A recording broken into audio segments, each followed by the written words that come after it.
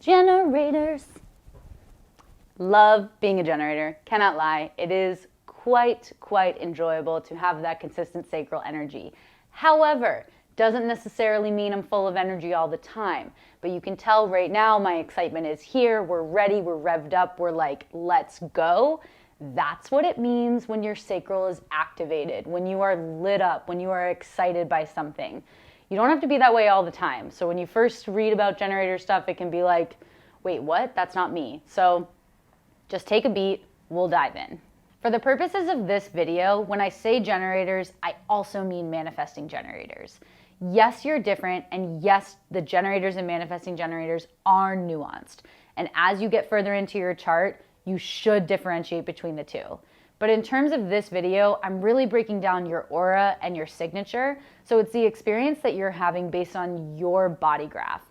And what makes an MG and a generator the same is that defined sacral center.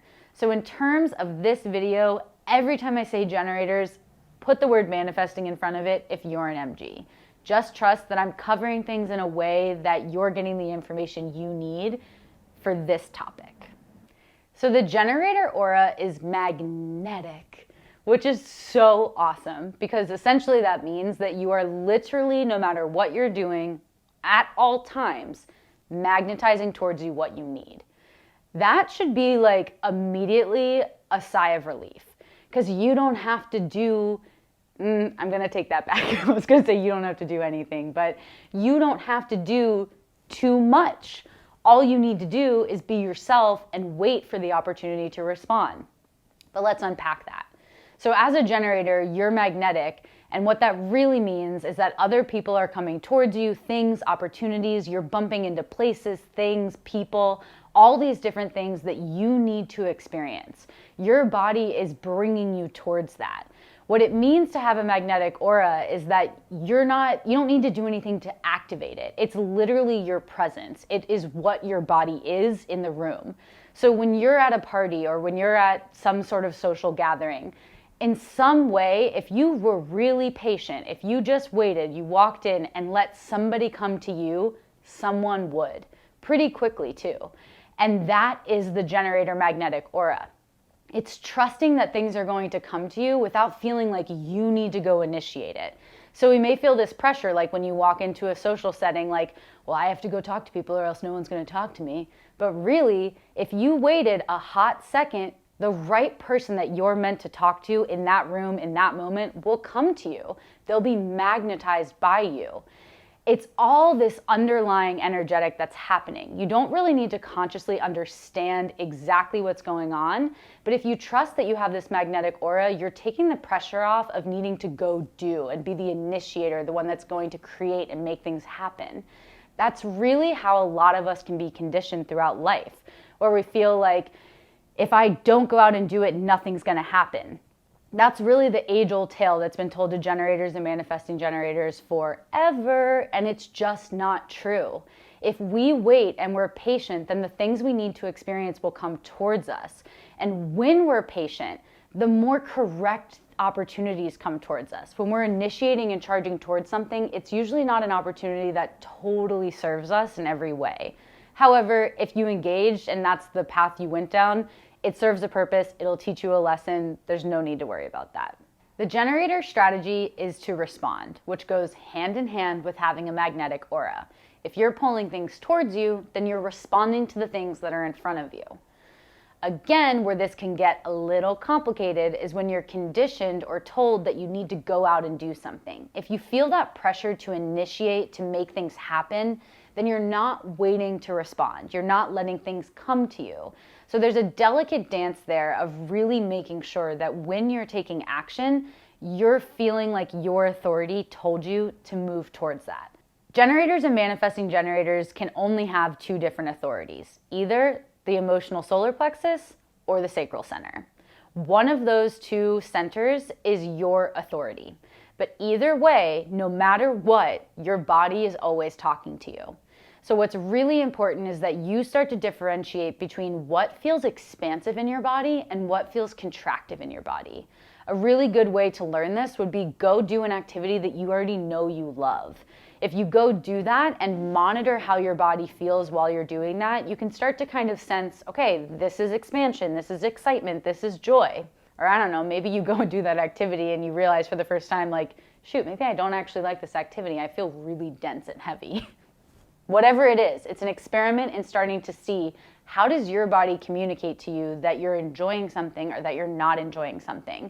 How does your body tell you, yes, go this way, or no, don't go that way? You may recognize it as stomach aches, jumps in your stomach of excitement, that roller coaster drop where it's like, oh my gosh, I have no idea what's coming, but I'm so excited about it. What are the sensations that you feel in your body, and how can you constantly bring yourself back to how you can sense your own expansion and contraction? The not self theme of the generator is frustration.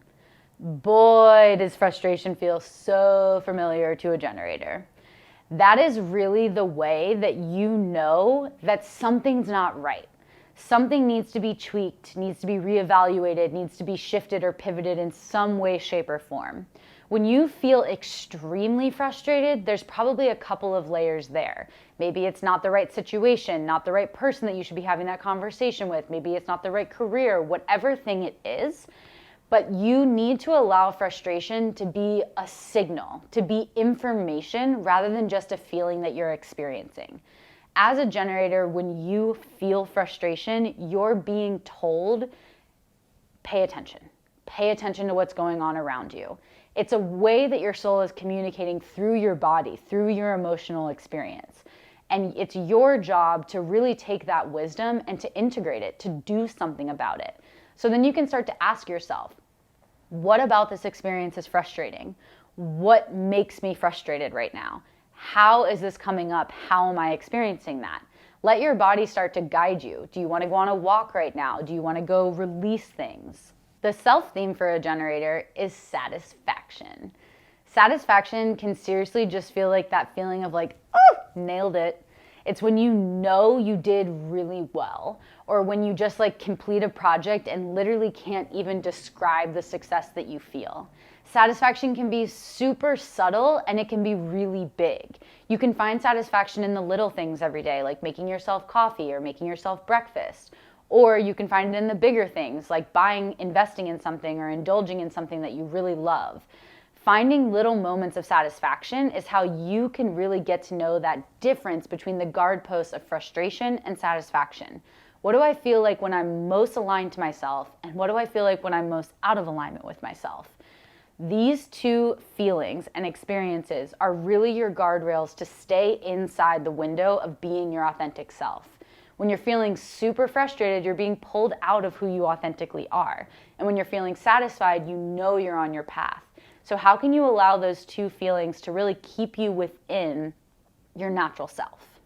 At the end of the day, it all comes back to authority. How do you feel in your body, and what is your authority telling you?